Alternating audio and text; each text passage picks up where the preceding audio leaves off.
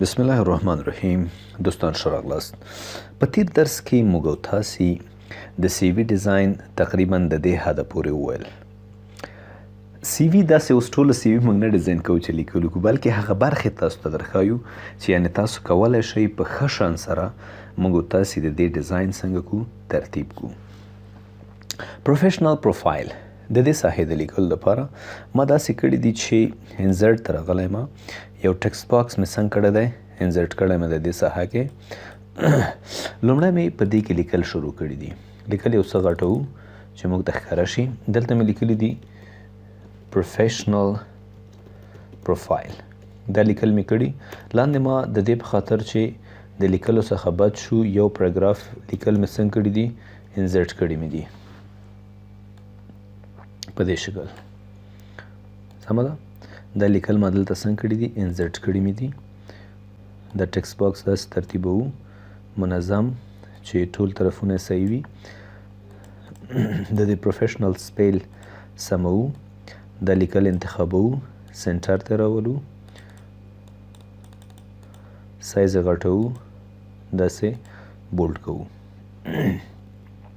بیا راځو د ټکسټ باکس ته، فارمیټ ته او شیپ فل ته، نو فل یعنی مطلب د منځ رنګ یې ختموو. بیا راځو آوټلاین ته، آوټلاین یې هم څنګه کوو، ختموو یې په دې شکل. دا موږ څنګه ترتیب مو کړو، صحیح ده. خامخا په هغه کې فرق شته، په فنټ کې فرق شته. فنټ ته راځو، ایریل انتخابوو. یا که چیرې تاسو غواړئ چې دا کوم یو فنټ دی، تاسو دې باندې کلیک وکړئ. دی وګورئ کلیبري باډي ده 11 سایز دی. د دې سایز څومره دی، 28 دی. دا هم موږ همداسې کولی شو. دا ټول انتخابوو. دلته راځو فنټ ته، کلیبري باډي. دې ځای نه موږ راځو سی، کلیبري باډي.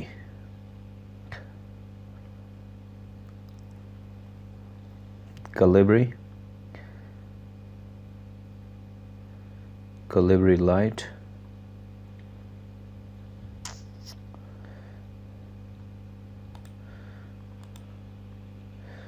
ها دا چې مو کله انتخاب که دلته راشئ ورته ولیکئ کلیبري قوس کې باډي، انټر. یس دا ورباندې څنګه شو، انتخاب شو. نارمل دا لاندنی ټکسټ چې دی 11 دی، دا انتخاب کوئ. دلته دا لږ څنګه کوئ، کوچنی کوئ. 11 ما انتخاب کړی. هلته کیدای شي ټکسټ اضافه وي.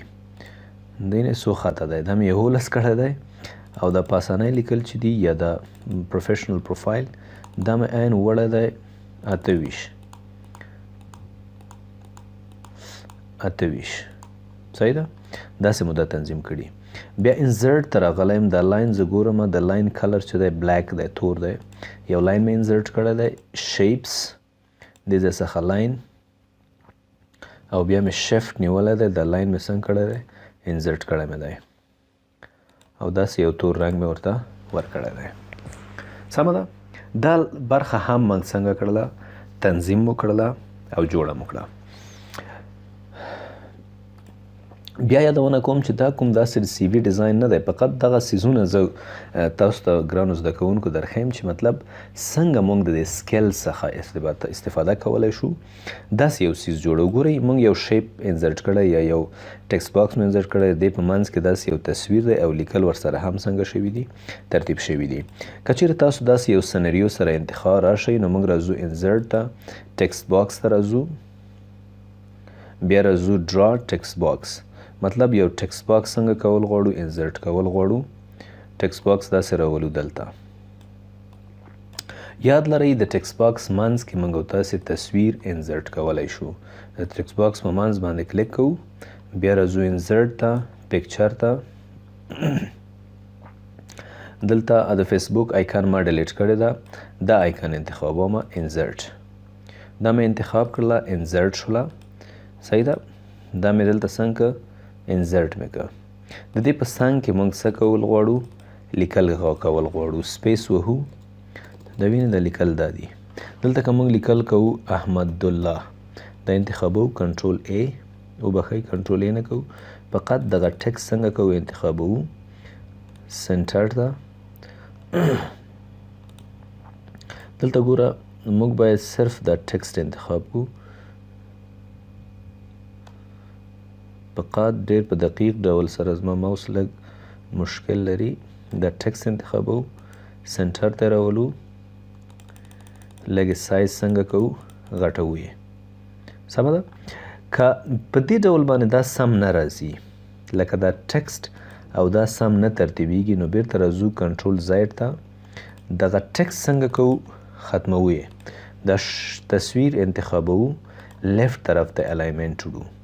د کار د اسانتیا په خاطر یو بل ټکسټ باکس انزرټ کوو. په دې کې لیکو احمد الله غټوو یې لیکل داسې بولډ او بیا دا را اخلو دلته څنګه کوو اوږدو. سمه ده. اوس راځو دغه احمد الله چې مونږ په کوم ټکسټ باکس کې راوستی فارمیټ ته راځو. د دې ټکسټ باکس فل هم ختمو او همدارنګه آوټلاین هم څنګه کوو ختمو یې. فل او آوټلاین مو ورته دواړه څنګه کړل ختم مو کړه. د دې لارې څخه دا څنګه کوو لږ یې کوچنی کوو داسې. نو په ډیر اسانه ډول سره موږ وکولی شو یو بهترین ډیزاین څنګه کو ترتیب کو لکه څنګه چې دا یو دی. صحیح ده. یعنی دلته موږ سکل زده کوو ملګرو. سکل زده کوو څنګه استفاده کوو. شیپ نه څنګه استفاده کوو. ټکسټ باکس نه څنګه استفاده کوو. تصویر نه څنګه استفاده کوو او موږ یو ښکلی ډیزاین څنګه کوو ترتیبوو. راتلونکي درسونو کې به هم زه وغواړم چې انشاءالله تاسو ته به د کتاب په ډیزاین باندې به کار کوو.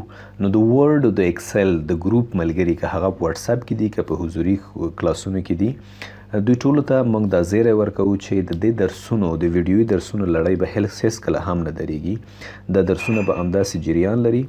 زه به همیش هڅه کوم چې نوي درسونه تاسو لپاره په نوې بڼه باندې ریکارډ کړم او ستاسو خدمت ته در وړاندې کړو. امید دی چې تاسو به د درس څخه ډېر څه زده کړي وي.